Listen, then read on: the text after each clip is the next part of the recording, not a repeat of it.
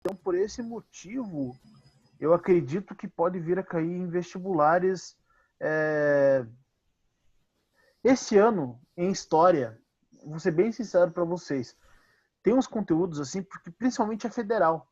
A federal ela gosta de uns conteúdos que eles são muito dados, assim, muito na cara. Por exemplo, peste negra, momento de pandemia, né? A gente vai ter lá, quando a gente for falar, a gente vai falar semana que vem, né? Na próxima aula, no caso, iremos falar sobre Primeira Guerra Mundial. E daí a gente comentou, a gente já falou de Primeira Guerra Mundial, né? E daí a gente comenta também um pouquinho sobre a gripe espanhola. A gripe espanhola é uma parada que pode vir forte aí pra gente em vestibular também, porque fez 100 anos. E foi uma pandemia que matou geral. Por exemplo, a história do Brasil, a revolta da vacina. Por que eu acho que pode vir a cair algo relacionado à revolta da vacina nos vestibulares? Cara, não sei se vocês chegaram a ler de um povo que não que está desacreditando da vacina, que não quer tomar porque acha que vai ser experiência, não sei o quê, que a gente vai ser cobaia.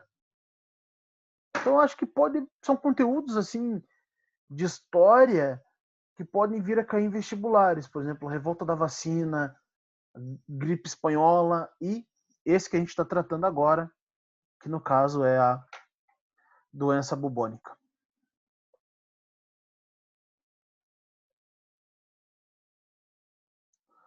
Vamos lá.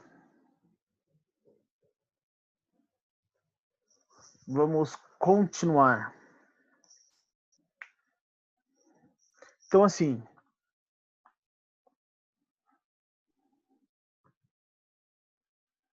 explicações para a doença, para a peste. Primeira delas,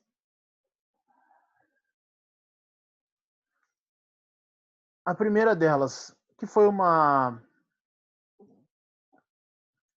punição, né? Tá, deixa eu ver. Tá gravando. Ah, entrou aqui. Ana Vitória, beleza. Primeira delas, que foi uma punição de Deus. Muitos acreditavam que. E a igreja fazia questão de falar que a doença era culpa das pessoas, então era Deus castigando as pessoas, né? Alguns acreditaram que a culpa era dos judeus. Olha aí, ó, de novo, gente, os judeus, ao longo da história, quase nunca foram perseguidores. Foram perseguidos novamente porque e tanto é que tiveram que se converter lá. Muitos judeus tiveram que se converter meio que de maneira obrigada ao cristianismo para não morrer, porque eles estavam sendo considerados culpados pela pandemia. Era altamente contagiosa, isolamento e olha que coisa importante, gente. Você sabe o que o pessoal, os médicos de 700 anos atrás falavam para as pessoas? Era uma doença contagiosa. Sabe o que os médicos falavam para as pessoas, os curandeiros falavam para as pessoas? Que a melhor maneira de você sobreviver é você se isolando. O isolamento social, a, a quarentena era o melhor caminho para você sobreviver. Em 2 anos, vejam bem, em 2 anos morreram aproximadamente 25 milhões de pessoas. Em 2 anos de doença, morreram aproximadamente 25 milhões de pessoas, né? Por isso que até hoje a gente comenta sobre ela. E se eu falar para vocês que essa doença existe até hoje, vocês acreditam nisso? Que é uma doença que existe até hoje em locais mais propensos à falta de higiene?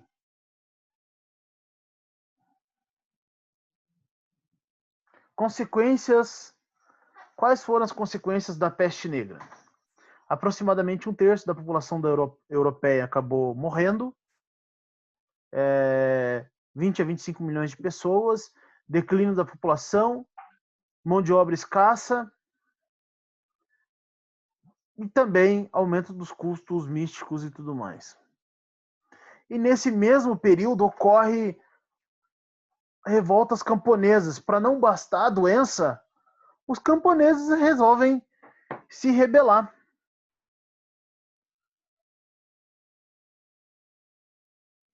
Para não faltar, ainda ocorreu uma guerra, que foi a Guerra dos 100 anos, que não durou 100 anos, durou 116 anos, entre França e Inglaterra sobre o predomínio da região e independência da França. Nessa Guerra dos 100 anos, ele tem uma personagem que surge no finalzinho da guerra, que foi a Joana d'Arc. Uma das principais personagens da Guerra dos 100 anos foi a Joana d'Arc, beleza? Muito bem. Alguma dúvida até aqui? Então, só para a gente relembrar, a crise no século XIV lá, ela se acentuou e muito devido, logicamente, né, o fator determinante para essa crise do século XIV foi a doença, foi a peste, mas também a falta de alimento, a escassez no campo e as revoltas camponesas.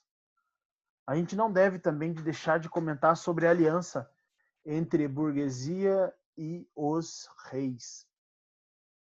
Antes da gente entrar, a Gabriele perguntou para mim, professor, mas por que o pessoal ainda vivia nas cidades? Porque, na verdade, o campo estava enfraquecido. O campo lá estava enfraquecido. Então, isso fez com que as pessoas elas migrassem para as cidades. O problema é que daí aquele tal negócio, né? Na cidade, assim, as pessoas elas meio que vão relaxando. Literalmente, não tem outra palavra para expressar. Elas vão relaxando. É forte essa palavra, mas é verdade. Elas vão relaxando aí do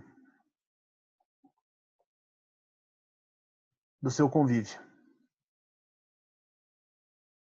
Muito bem, muito bem, muito bem, muito bem. Deixa eu ver se é esse aqui.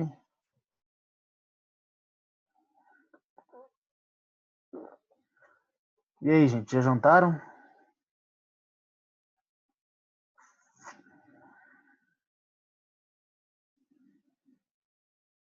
Não, não é renascimento cultural ainda. Não, não é renascimento. Estados modernos. Pessoal, tô achando um slide aqui para mostrar para vocês. Se vocês quiserem que eu corrija alguma pergunta, vocês, por favor, mandem para mim que eu corrijo.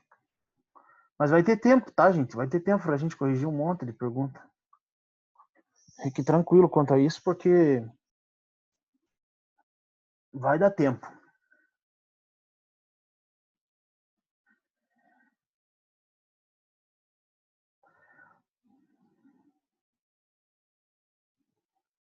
Vamos lá, então. Achei.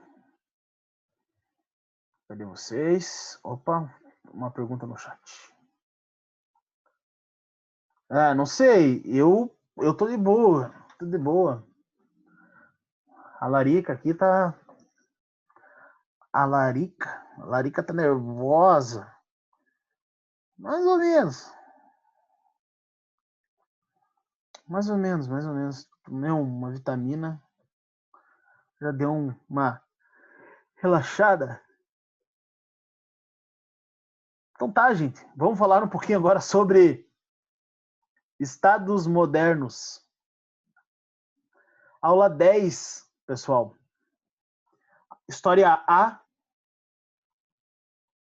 Aula 10. Estados modernos. Agora sim, gente, esse conteúdo eu vou bater bem real para vocês. Bater bem a real mesmo. Esse conteúdo da aula 9 e da aula 10 de História A, ele é super tranquilo, bem rápido de ser visto, né? A gente pode ver ele em 2 aulas, né? O que vai demorar um pouquinho mais mesmo é quando a gente for falar de História C. História C, História B, vai demorar um pouco mais, tá? Vão demorar mais aulas, porque em História B a gente já vai entrar falando de Revolução Russa, fascismo, nazismo, Segunda Guerra Mundial. Nossa, já vamos entrar nessa parte assim que, para quem está no terceiro ano, tá vendo bastante. E História C, que é a história do Brasil, a gente vai começar a falar de Brasil República, né? República do Café com Leite. Mas vamos falar de História A. Estados modernos. Lembra que eu falei agora há pouco, gente, que a burguesia se aliou.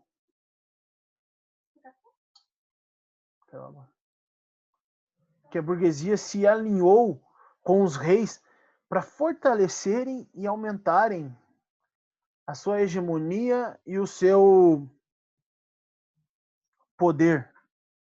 E desse fortalecimento do poder do rei, novamente no final da Idade Média, no finalzinho da Idade Média, esse rei ele vai se fortalecer cada vez mais, e desse fortalecimento do rei surgem os estados modernos. O que é o tal do Estado moderno? Os primeiros estados modernos foram primeiros estados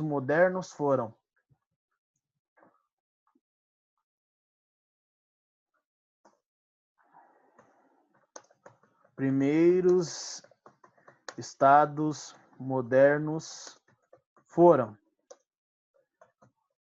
Portugal,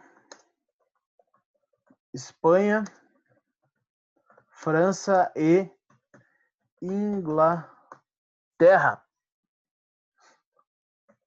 Então, os primeiros estados nacionais, estados unificados, estados modernos eram monarquias unificadas. Monarquia, você já sabe, é quando o rei governa, né? O poder dessa monarquia era absolutista. Então, nesses estados modernos, França, Portugal, Espanha, Inglaterra,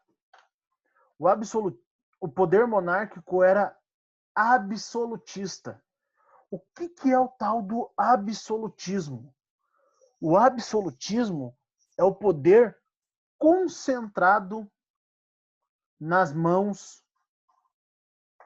do rei. O absolutismo é o poder concentrado na mão dos reis. Poder absolutista passa a ser o poder controlado e centralizado na mão do rei.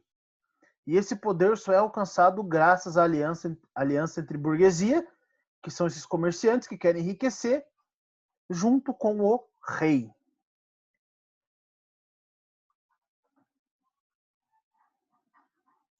E como é que se caracteriza? E como é que se caracteriza esses estados nacional modernos, esses estados nacionais, né, esses estados modernos? Eles se caracterizam através do exército, absolutismo, né, o poder centralizado na mão do rei, aumento de impostos, porque os reis, gente, eles passam a fortalecer e, além de se fortalecer, a enriquecer cada vez mais, porque agora os reis desejam acumular cada vez mais riquezas. Os reis desejam acumular cada vez mais riquezas, e isso é um fator determinante aí para essa expansão.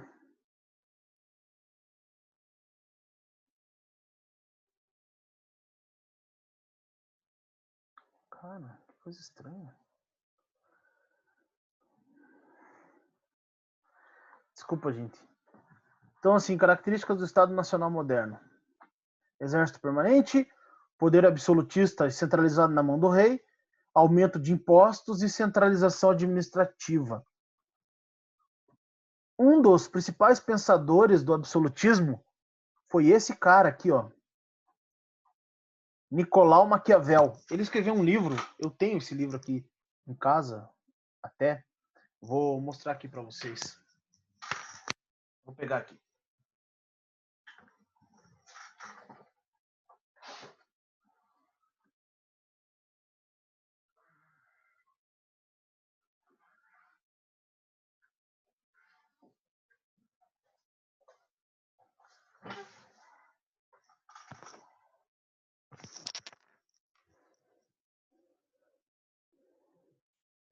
Esse livrinho aqui, ó, Príncipe, do Maquiavel. Um livro bem fininho. O Michel Temer, o nosso ex-presidente da República, Michel Temer, falou que o livro de cabeceira dele é esse aqui, ó. O Príncipe, do Maquiavel. Esse livrinho, gente, cara, não julguem ele assim, ah, mas ele é um livrinho pequenininho. Cara, mas ele tem algumas coisas aqui que são valiosas para os líderes. Do que eu estou falando? Que tipo de valiosidade que eu estou falando? Tem partes desse livro que ele fala o seguinte, que um bom líder, ele não tem que ser bonzinho. Um líder, ele não deve ser bonzinho. Ele tem que ser justo. Ele não tem que fazer as coisas para agradar a população. Ele tem que fazer o que é correto. Então é um livro bem forte, esse livrinho aqui, do Príncipe de Maquiavel. Um dos principais livros absolutistas que defende o poder centralizado do rei é o livro do Maquiavel, O Príncipe. E uma das principais frases desse livro é: os fins justificam os meios. Não interessa como você fez, mas é o final que vai dizer se valeu a pena ou não. Mais ou menos isso que ele fala aí, o tal do Nicolau Maquiavel. Outro cara muito importante, outro pensador muito importante, é o Thomas Hobbes. Então, não pensem vocês que o absolutismo surgiu do nada. Pelo contrário, foi um movimento de fortalecimento do poder do rei, porém, esse rei, ele tem apoio dos intelectuais. Os reis passam a ter apoio dos filósofos, e esses filósofos acreditam que o poder deve ser centralizado, que deve ter um líder para guiar a nação. Além do Maquiavel, outro pensador importante é o Thomas Hobbes, que escreveu um livro chamado Leviatã. Esse livro aqui, cara, é um livro muito louco. Por quê? Porque nesse livro ele fala o seguinte: o homem é o lobo do homem. Nesse livro ele comenta assim: o homem é o lobo do homem. Como assim, professor? O homem é o lobo do homem? Cara, o que não faz a gente sair por aí se matando é porque a gente vive numa coisa chamada sociedade. É isso que ele fala. O que nos difere de outros animais é porque a gente é racional e que a gente vive em sociedade. Só que o detalhe, nessa sociedade que, segundo ele, nós vivemos, para ser perfeita, tem que ser guiado por um líder. E esse líder deve ser um soberano, um rei. Então, assim, é uma obra bem datada mesmo, com característica bem forte no absolutismo.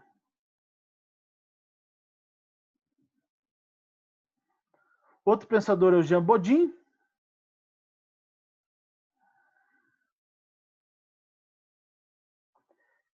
E daí o Jacques Bossuet.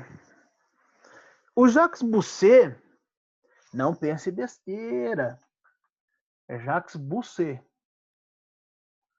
O Jacques Bossuet, ele defendia uma teoria aonde o poder estava concentrado no poder, nas mãos do rei, e o rei ele tinha um poder divino. O rei era um semideus na Terra. Então, para esse filósofo, para esse pensador, os reis eles tinham um poder além do normal, um poder divino sobre as pessoas, sobre a sociedade, sobre a humanidade. Então, o poder divino dos reis era um semideus. Tinha um poder quase ilimitado. E um dos principais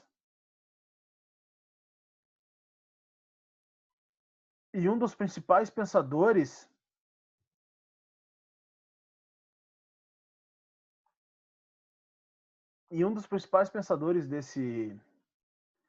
desse período é esse cara aqui, ó. Deixa eu achar para vocês aqui. Cadê?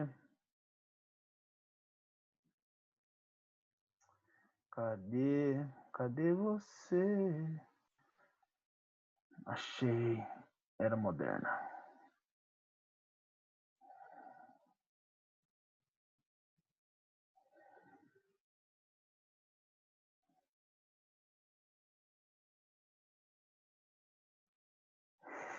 Não era moderna.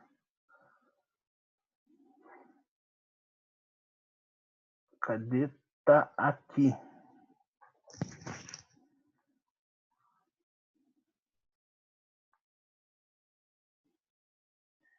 E um dos principais. Vocês estão conseguindo enxergar a minha tela aqui, pessoal?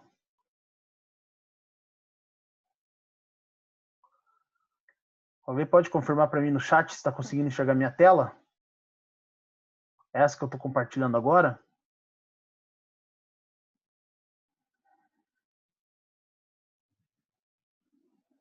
Alguém pode confirmar para mim no chat?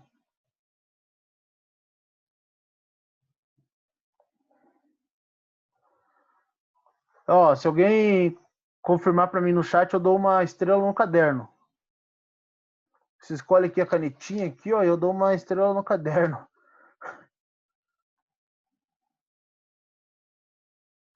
Beleza, Gabriele. Valeu. Então, assim, esse carinha aqui, ó, todo pomposo,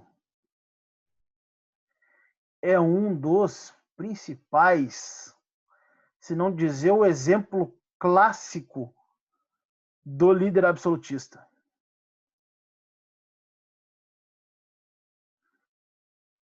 Luís XIV. Falou em absolutismo, cara. Falou em estados modernos, a gente tem que falar desse cara aqui. O rei Luís XIV. O Luís XIV é o exemplo máximo do rei absolutista. Ele ficou no poder por 50 anos na França. O seu governo se baseou no acúmulo de riqueza e ele ostentava mesmo, tá, gente? O Luís XIV, ele ostentava mesmo. Gostava de uma ostentação. Gastava o dinheiro e o aumento dos impostos ia para festa, para banquete. Tanto é que o Luís XIV, ele se autoproclamou Rei Sol. Só isso que ele fez. Imagine você se dar um apelido. Qual apelido? Sol. Mas por que Rei Sol? Porque no nosso sistema solar, a maior estrela e aquela que brilha mais é o Sol. E todos os planetas giram ao redor desse Sol. Por isso, o Luís XIV resolveu se auto-apelidar de Rei Sol. E uma frase célebre dele é o status quo.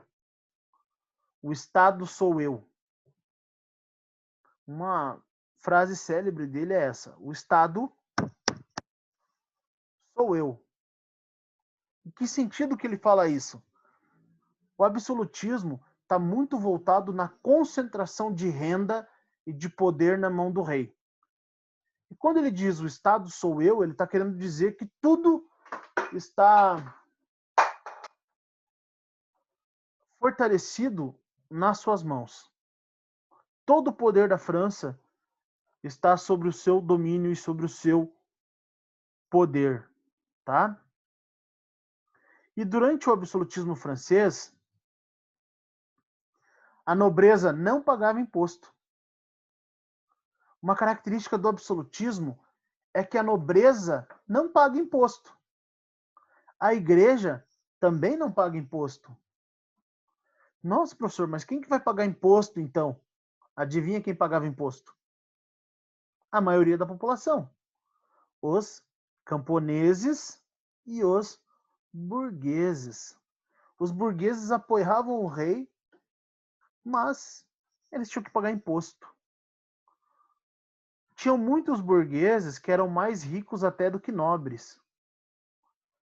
Mas por que um burguês tinha que pagar imposto? Porque ele não tinha título de nobreza. Um dos principais reis absolutistas, então, na França, foi esse carinha aqui, todo pomposo, todo garboso. No caso, Luís XIV. Luís XIV, rei Sol. E na Inglaterra, essa moça aqui, ó. Na Inglaterra, essa rainha aqui, ó, exerce um poder centralizado e fortalecido até os dias de hoje, no sentido, uma das principais rainhas da Inglaterra, né, da história, que foi Elizabeth I, ia falar até os dias de hoje, imagine só, até os dias de hoje, uma rainha com 500 anos, tá louco?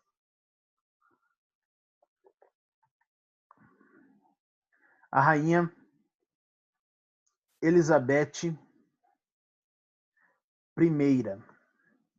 A rainha Elizabeth I, ela é filha bastarda do rei da Inglaterra chamado Henrique VIII. A gente vai ver mais para frente que esse Henrique VIII aí, ele, como é que eu vou falar para vocês? Ele era um rei meio controverso, tá? E no caso dela, ela é filha do Henrique VIII e ela concentrou os poderes em suas mãos e tudo mais. Então, quando a gente fala de absolutismo, a gente deve lembrar do Henrique VIII e da Elizabeth I. Uma dica para vocês, uma dica de filme para vocês na net. Tá caindo tudo aqui, gente.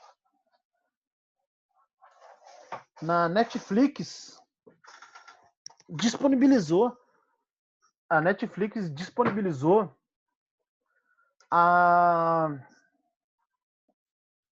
o filme que conta a história da Elizabeth I. Vale muito a pena vocês darem uma procurada. E ano passado saiu um filme com a menina que faz a Arlequina, a Margot Robbie, da atriz que faz a Arlequina, aonde ela interpreta também a Elizabeth I num filme chamado Duas Rainhas, ou Duas Irmãs, bem legal mesmo. Mas procure na Netflix um filme chamado Elizabeth, que vai narrar a história dela, vale muito a pena para vocês conhecerem. Muito bem. Agora, isso aqui, cara, se você puder tirar um print desse slide aqui, se você puder tirar um print desse slide, porque é algo que eu estava inspirado na hora de fazer esse resumo. Muito legal. Eu acho que vai ajudar muito vocês também. O que acontece? Uma das principais características do absolutismo e dos estados modernos foi o mercantilismo. Uma das principais características do absolutismo e dos estados modernos, o que foram os estados modernos? Estados modernos foram a concentração e o fortalecimento do poder na mão dos reis e a unificação de monarquias. Estados, né? Quais estados? Inglaterra, França, Portugal e Espanha. O que eles tinham em comum? Esse absolutismo, esse poder concentrado na mão do rei e a base econômica.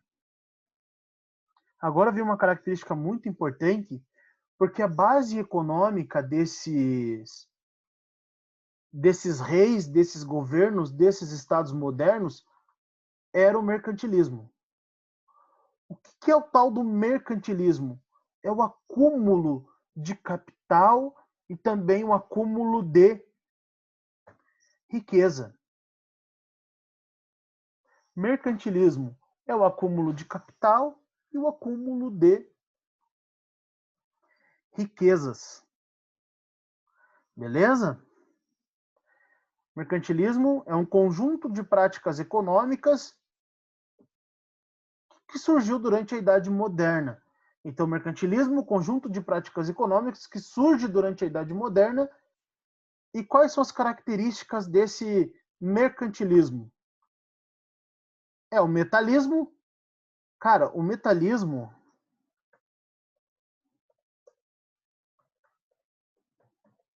é o acúmulo de ouro e prata. Metalismo, acúmulo de ouro e prata. Portugal e Espanha se destacaram muito nesse acúmulo de ouro e prata, principalmente quando nas grandes navegações. Quando começaram as grandes navegações, o objetivo principal das grandes navegações, pessoal, era o acúmulo de ouro e prata e também criar novas rotas de comércio para fugir do monopólio lá do mar Mediterrâneo. Outro objetivo também era uma balança comercial favorável. Como assim, professor, balança comercial favorável? Era criar elos comerciais com as colônias. Eles exploravam das colônias, extraíam riquezas das colônias, desses povos e dessas nações, por exemplo, Brasil e Portugal, né? Brasil, colônia, Portugal, sua metrópole. Eles exploravam essas riquezas e daí eles devolviam para lá alguns produtos a um valor bem mais elevado. Isso tudo para fortalecer ainda mais os reinos europeus. E outra característica muito forte do mercantilismo é o pacto colonial. Uma outra característica muito forte e muito presente do mercantilismo era o pacto colonial. Professor, o que é o pacto colonial? Cara, o que acontece? Durante aquele período lá dos estados modernos, muitas nações, metrópoles, como por exemplo Portugal, Espanha, França, eles desejavam enriquecer através das especiarias e também ouro e prata, porque isso estava acabando na Europa. Então, o que eles começaram a fazer? Criar rotas alternativas de comércio, criar rotas alternativas para outros locais, para explorar outras regiões. E nessas rotas alternativas que eles criavam, eles chegaram, por exemplo, na América. Ao criar novas rotas alternativas, eles chegaram, por exemplo, na América e se depararam com uma região que poderia ser explorada e dominada por eles, e eles podiam enriquecer facilmente naquela região. E eles começaram a criar colônias naquela região. O que é uma colônia? É um local que eles iriam para explorar. E nessa colônia eles fazem uns acordos conhecidos como pactos coloniais. Eles fazem uns acordos conhecidos como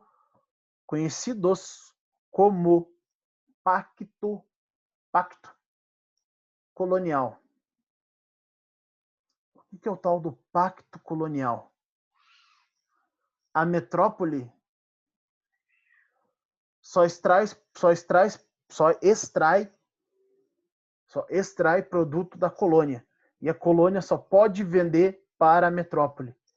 Então era um acordo entre metrópole, aquela região que explora, e colônia, aquela que vai ser explorada. Parece difícil, mas não é, gente. Parece difícil, parece confuso, mas é muito de boa.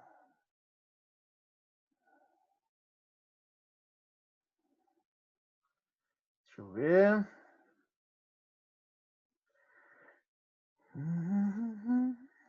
Muito bem. Então, só para a gente encerrar.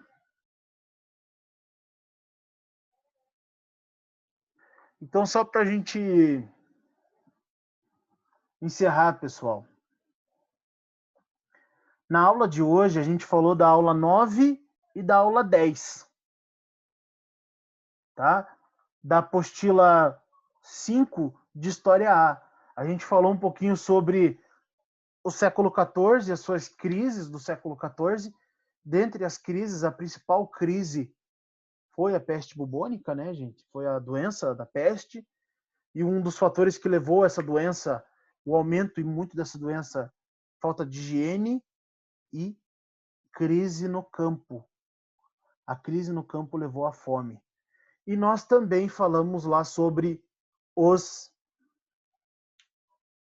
estados modernos e sua criação. Beleza, gente? Tranquilo até aqui? Tanto conflitos por causa de especiarias e você aí utilizando Sazon. Muito bem. Pessoal, espero que vocês fiquem bem. Boa semana para todos e para todas. Fiquem bem. Tamo junto. Qualquer dúvida, me mandem. Tchau. Valeu, gente. Fiquem bem. Tchau, tchau. Vou mandar lá os slides para vocês. Boa semana para todos e para todas. Obrigado, Vitória, para você também. Boa semana.